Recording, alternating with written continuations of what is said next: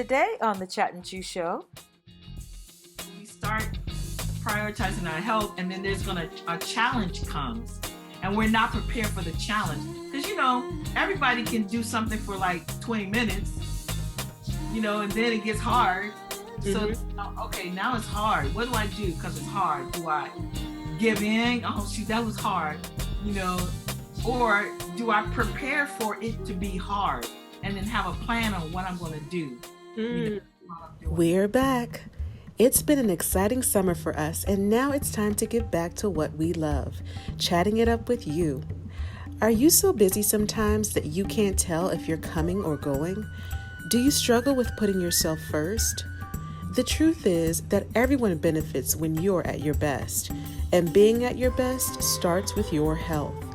Today on the Chat and Chew Show, we'll talk about what steps towards our health we plan to take this season and provide some practical tips for living your best life. And Chat Tribe, we want to hear from you. Leave a note in the comments. What's one promise that you've made to yourself recently?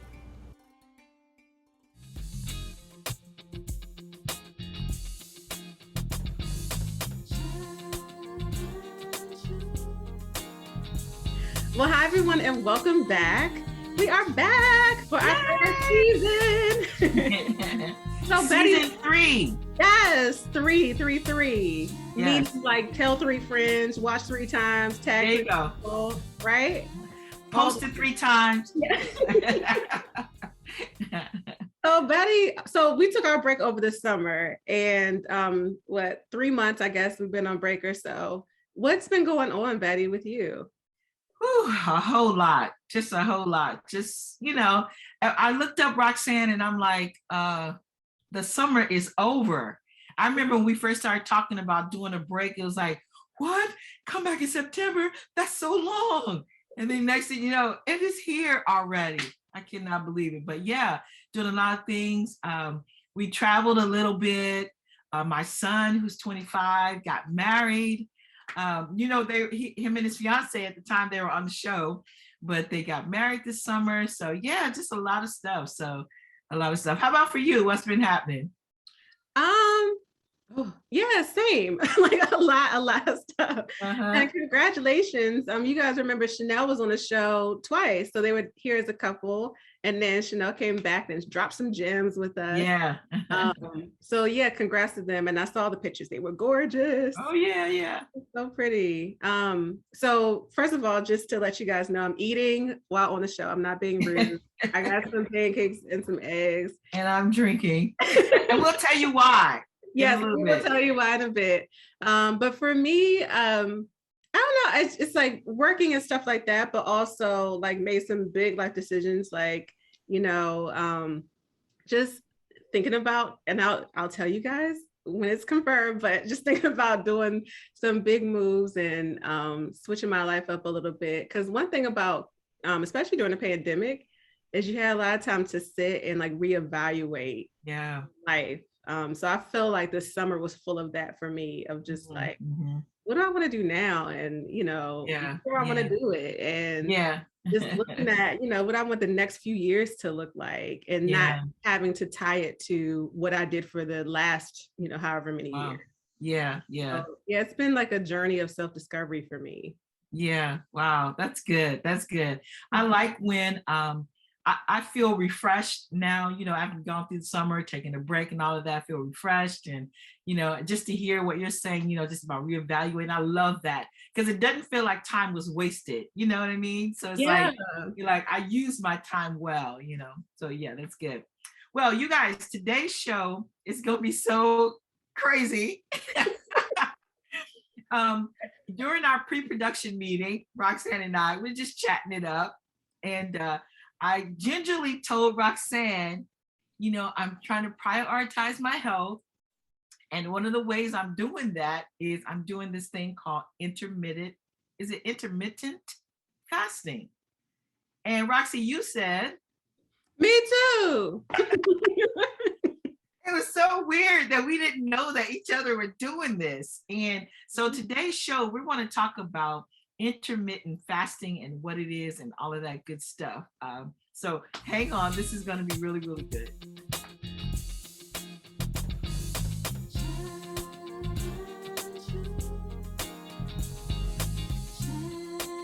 All right. So intermittent fasting, what is that? So both of us will give you our different interpretations. So Roxy, let's start with you. What do you say intermittent fasting is?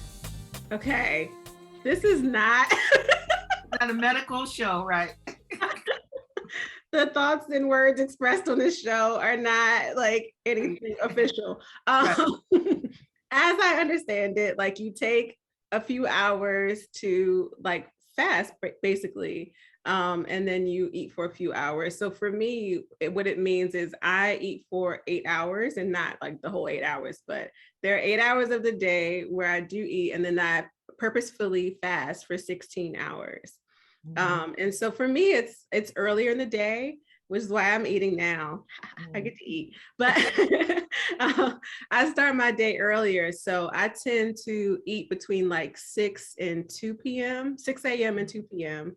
is when I normally eat, have like breakfast and probably a big lunch usually. And then I don't eat from 2 p.m. on through the rest of the day until the next morning. Yeah, wow. So for you guys who ever fasted before, fasting, a lot of times it's done for religious reasons. It's done for, for weight loss and for clarity. I mean, people who are Muslim, they do it for a month, I think, for, once a year. So you've heard of fasting before, so it's going without. So when we say intermittent fasting, we mean like you take a block of time and you don't eat.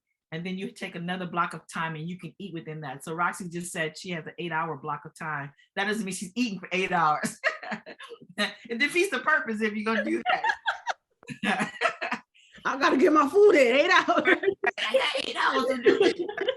So an intermittent fasting for me is I do what's again called a 16-8. Same thing with Roxanne. I start eating at 11. And I stop eating by 7, and then I don't eat anything again, so then I start to fast. And so that's why I'm not eating yet, because we're recording this in the morning. So for me, I'm just going to have water. I did have a couple sips of coffee, though. And that's one thing we're going to talk about. You kind of can make your own rules, but there's some things that you want to be aware of. So anyway, for me, I will eat kind of breakfast at 11, and then maybe about 3 or so, or 2:30, somewhere around in there, I have lunch, and then I'll have like a dinner. So, and I still do treats. So if I want a Rice Krispie bar or something like that, I'll get it. I just stay within, the block of time. And I'm doing this for weight loss. And so I don't want to speak for Roxy. You're doing it for? I could say weight loss, but also like I was looking for a lifestyle change. Like I like to incorporate lifestyle changes that I can do forever. Yeah. This was one that felt like, oh, I can do this forever. Like this just feels better. Yeah. We should talk about the specifics of that, because I'm telling you, normally I get on this thing and I'm like, okay, I'm going to do the cat soup diet. And I'm going to do the, whatever, the keto, or eat all the lemons you can, or whatever, that kind of thing. And what I'm realizing as I'm getting older, and for you guys who are listening, this is hugely important, that you have to prioritize your health. And you have to prioritize your health in a way that's going to be sustainable. Like the cabbage soup diet, you could lose a couple pounds on that, but is that really sustainable? You know what I mean? So for me, and I think Roxy's saying the same thing, this intermittent fasting feels sustainable. Now, I've been going for almost 2 weeks. And how long have you been going, Roxanne? I realize it's been like a month or so. Okay. That's another thing that's good about this. Is like, you're not like having to like, oh no, I've been doing this. It's not like the stress or the strenuous thing. Like you're like keeping tab of every single thing. But yeah, I'm finding, this is going to sound so strange, that it's really easy. Mm-hmm. It's like I can eat whatever I want to eat. I can do whatever I want to do within this time frame. It just feels so natural and much more comfortable. So I guess what I want to say to everybody, and I think again it's hugely important, is to prioritize your health and to find something that will work for you that's sustainable for the long haul. I like that. Mm-hmm. Definitely. Because this has definitely been something, and I'm not a salesperson for intermittent fasting. We were actually talking about how there's no money to be made off of fasting. So, so there's really nothing to sell. Right. But we laughed about, like, I'm going to sell a box that says intermittent fasting, but nothing's in it, right? Right. But like I can definitely say, like, it is, I think I like creating systems rather than like just like you said, these one-offs, like doing a cabbage soup diet or something like that. I like creating systems that go into my everyday life, and this is just a way of life versus I'm gonna reach this goal. Because one of the things about reaching that is like I'll reach that goal. Let's say if I'm like, I'm gonna lose 20 pounds, I'm gonna lose as quickly as possible. Okay, great. I'll reach that goal doing something extreme, but the moment I reach it, then that lifestyle is gone, or that thing is gone. So it's like, how can I establish a lifestyle to be as healthy as possible over the rest of my years, basically? Yeah. What I'm noticing too with this intermittent fasting is that it's the discipline of it has trickled over into other areas of my life. Like we're laughing last night. I told my husband I'm gonna get up and be out the door to go do some walking at 7, which is, I haven't done that in a long time. And he was like, you ain't getting up at 7. And I'm like, oh yes, I am. And so because I know that I have the discipline, that I'm establishing a discipline to be able to do some movement, that I got my stuff on. I was tired, got up and went out there and just walked a little bit. So for me, and I don't know if this has been your experience, that you can see this in other areas. If I could just be real honest, it feels like time isn't wasted on eating food and thinking about food all the time. It's like you have time to be brain energy to do other stuff. So yeah, like I heard someone say, like, you want to eat to live, not live to eat. Yeah. And I feel like I'm definitely just like eating to live. Like I'm getting my food for energy and like what it's for, like nutrients and energy. And don't get me wrong, like it tastes good. And I'm not like, oh, I can eat this brick and it's great. It's not like that.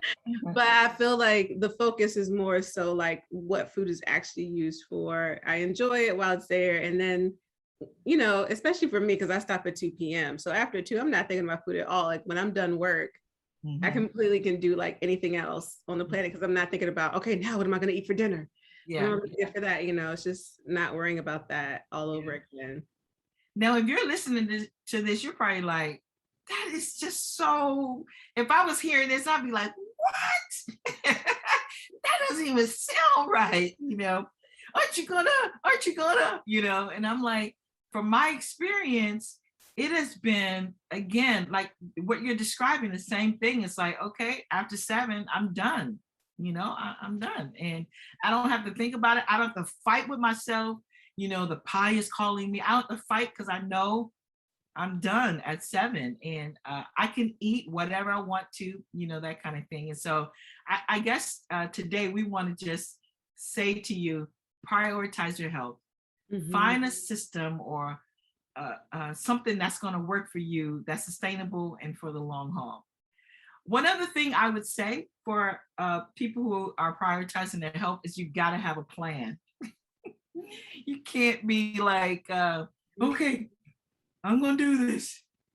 And then you don't have a plan, like a plan for what you're going to do when it's hard. So I'm talking to my husband about this, and he's like, so what do you do if your eating window is from 11 to 7, but you're going to an event that starts at 7:30 and they're going to have food there? What do? Just sit there and sip water? I'm like, no, you adjust your plan. That means you start later your eating, you know, in the day to accommodate for your 8-hour eating window. You know, you make the adjustment. You don't just see like, you know how it is. People sitting there eating like the best thing. You're like I'm just gonna have this water. I'm fasting. So you got to get a plan, you know. Yeah, I agree. Go ahead. No, I was gonna say I agree. I know for me, like I know the weekends are just like the weekday I can manage super easily because it's like usually built around the workday for me. But the weekends are normally where I need my adjustments, right? Because I'm like with family. I'm just doing a whole different schedule in general. And so the way I do manage is I do eat later on the weekends. Like I start later and I end later. But what happens is usually on Sundays, instead of eat for 8 hours, I may have a 4-hour window. Because Sundays are like a rest day for me. So it's like, I know I'm not going to do a bunch of stuff. So I can eat for 4 hours and stop so that I can start on Monday with my earlier time again. Yeah. So it's like you can adjust, and it's, you work it around yourself. And I think that's what makes things more sustainable, is when you do find a system that works for you and works around your lifestyle. Yeah. And then sometimes you won't know that until trial and error. At first I was trying to because I talked to someone and they were like, well, I don't start eating till 11:30. So I'm like, I'm going to try 11:30, but I found that was too late for me. So I'm like, well, I can push it back. I don't have to eat at it. I can make up the rules, if you would. I just know the foundation is don't eat for 16 hours, but you have an 8-hour eating window, and you can make the adjustment, on when you do that. So getting a plan of how you're going to do this so that it can be sustainable, but then also, people don't like to hear this. I call it an eating rule. And the eating rule is, if I'm in a situation and they have my favorite whatever, what am I going to do and I really want to eat it? What is my rule or my plan on not eating that? So for example, years ago, I worked at a cupcake shop. And Roxy, soon as you open the door to go in, like all the delicious flavors would just be hitting you in the face, right? And I worked there, and they were always testing recipes and stuff. And the owner and the cake decorators, they'd be like, taste this, taste this. So I had to have an eating rule that I wasn't going to eat anything while I was there. I wasn't going to eat while I was there. And no discussion about it, no fighting with myself. I wasn't going to eat, lick, or you know what I mean? Like lick anything. Or just a little, yeah. Just none of that. And I didn't have to fight with myself, because I was like, this is what I'm going to do, right? And people be like, oh no, how you didn't gain like 50 pounds working here? Because I'd established when I get there, it smelled good. I'm a sweet person. They were having it was great, but I just said, no, I'm not going to do that while I'm here. Does that make sense? Yeah, it does. When you're in a situation, you're going to have a plan. When it's stressful, what you're going to do. And it could be something stupid like get up and walk away, or drink some water, or I'm picturing someone like getting up and storming out of a dinner. Like, how dare they serve this cheesecake? I'm walking away. So that's a good point. So let's think about okay, so let's say I'm going to my favorite place and I've decided I'm not going to eat the bread. They serve the good bread with it. I'm not going to eat the bread, but I know they're going to serve bread. So I need to have a way that I'm going to manage, or what am I going to do when the bread comes? Does that make sense? That I could either say, don't put the bread on the table, like we don't need the bread. That could be one way. I could tell myself something else. Right now, nothing's coming to my head, because I usually will eat the bread. And I have a question. Yeah. So what happens if you're like prepared for the bread? You're like, I know they're going to bring the bread out. I'm not going to eat the bread. It's fine. They can sit it there. But then they bring out honey butter, and you didn't have a plan for the honey butter. Like, then what you do, Betty? I still would be telling myself, it's a part of the bread. That's what I would do. It's the bread. Okay. I'm not going to eat it. I just am not going to eat it. And then I start focus on the conversation I'm having at the table. I talk about something else. I do sip the water or whatever, and just tell myself, and don't make it I'm going to fight with myself. It's like, we're not eating bread this time. I like that. I'm not going to fight with myself. We're not eating bread this time.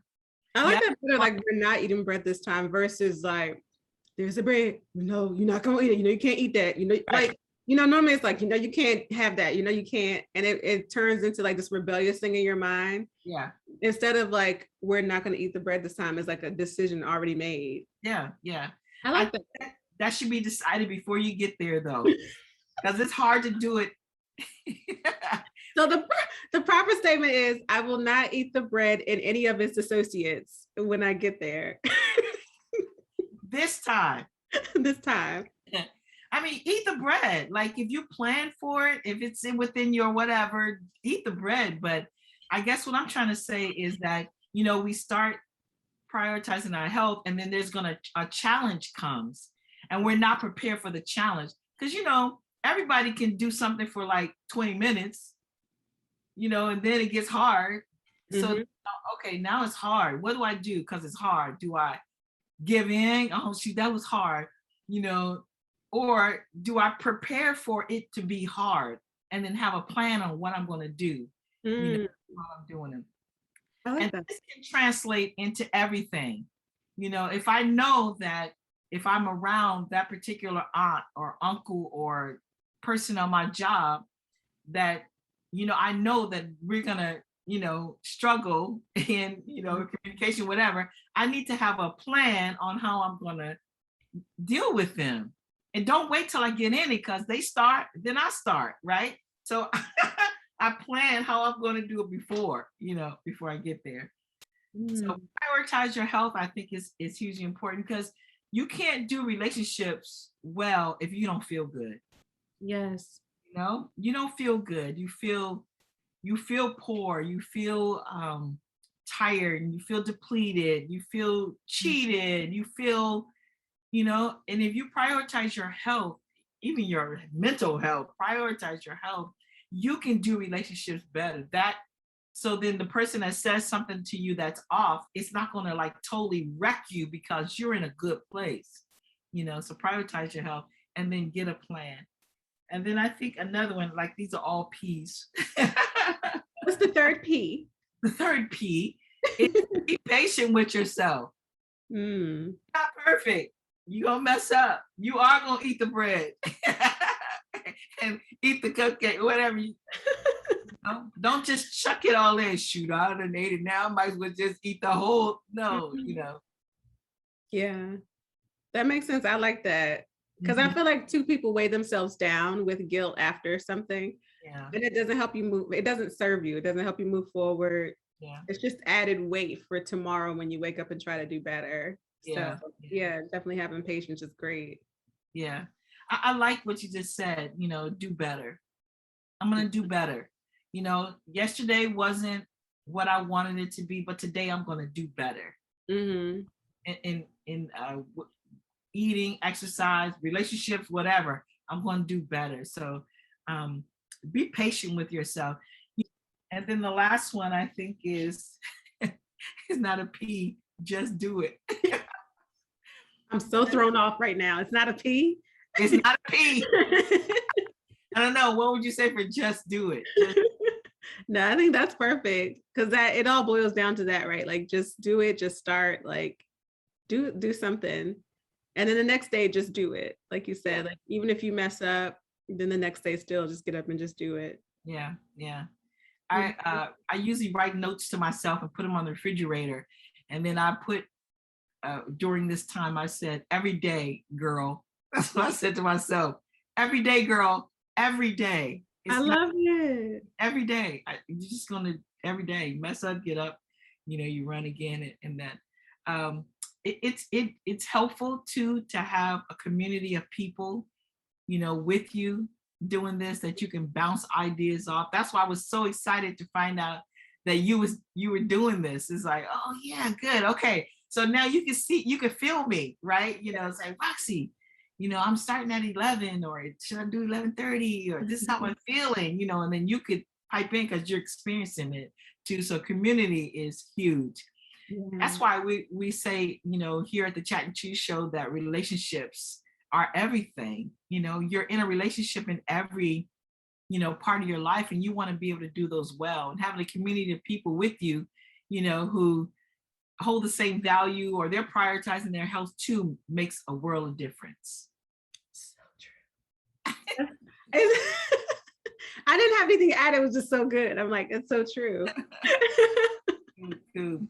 Well, intermittent fasting. So I am again doing this for weight loss. And so we're going to be, I don't know if we're going to let you guys know what we weigh. We'll let you know for sure, if we lost weight and things like that. Now, for me, I weigh myself pretty regularly, but for Roxanne, you want to describe what you're going to do. Oh, actually, yeah. So I had a friend that I was talking to that I was like, I feel like sometimes I'll lose weight, like I'll feel it in my pants and stuff like that. But then I'll get on weigh myself and I'll be like the same weight, or it fluctuates. And she's like, oh, don't weigh yourself for like 6 months. It's just discouraging. Mm-hmm. And so I was like, oh, I could just not do that, because I'm making these efforts to improve my health and all that. So just relax and do it. And I started seeing like a couple of nutritionists say that over and over. So yeah, I'm waiting like at least 6 months before I weigh myself again, and just doing what I know is healthy for me, and actually just paying attention to my body as well to see how I react to different foods and all that. Mm-hmm. And if you know how many times we like eat stuff and we're like, oh man, that really made me, feel whatever. And then we just eat it again because it's like, we know it's a good food, but instead of just eating it, just being like, okay, that does not sit well. I'm not going to eat that anymore, know? So. Yeah. And this gives you time and space to be able to see that when you're doing intermittent fasting. That's why, again, there's so many benefits to me for this. So it'll be interesting to see us 6 months from now. Maybe we should come back and revisit it and see where we are. Yeah, in 6 months, definitely. Yeah. Well, that's it. So every Tuesday we'll be putting out some episodes again. We got some special guests coming up, so this will be some repeat guests I'm excited to talk to. So this will be fun. So we look forward to talking to you guys again. And Roxy, you want to tell people how they can find us? Yes, we are on Facebook and Instagram at Chattin Chew Show. Also, you want to go to the Chattin Chew Show at gmail.com if you want to email us and let us know that you want to be on the show, or you can DM us as well. So Chattin Chew Show at gmail.com, or just reach out on Instagram and let us know that you got a story to tell. Like, follow, subscribe, wherever the subscribe button is. Thank you, guys. And we'll see you next time. Bye. Bye. Good. This episode is brought to you by the Chattin Chew Company. Host, Betty Jones. Co-host, Roxanne Brew. Producer, Vanessa Outland. And music by Elwood Jones.